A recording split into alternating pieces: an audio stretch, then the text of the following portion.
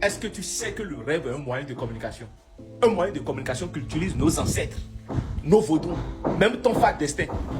C'est dit que ton fat destin peut t'enseigner à travers des rêves. Tes divinités, les divinités que tu portes en toi peuvent t'enseigner à travers des rêves. Sinon, tes ancêtres aussi peuvent t'enseigner à travers des rêves. Et seules les personnes qui savent lire à travers les lignes, seules ces personnes-là sont éveillées et arrivent à se reprendre. Abonne-toi à la page, appuie le plus qui est là, pour découvrir encore d'autres mystères des rêves. Alors, lorsque tu rêves et que tu vois de l'eau sale, de l'eau trouble, mon frère, tu es souillé.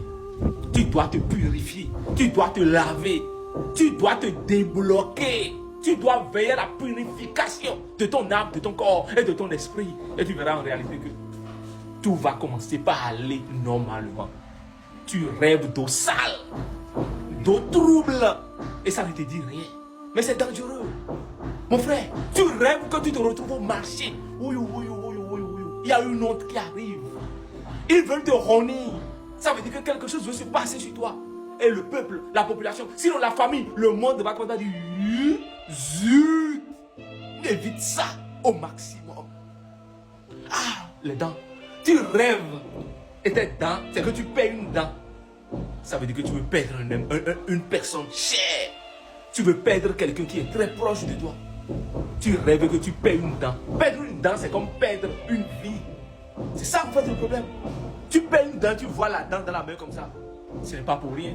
Tu rêves et on te pourchasse dans le sommeil. C'est toi qui cours tout le temps. Tu cours tout le temps, mais tu ne sais pas ce qui te poursuit.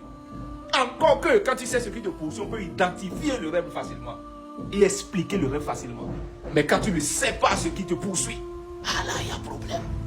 Ça veut dire qu'il y a quelqu'un qui est caché derrière et qui veut te faire du mal.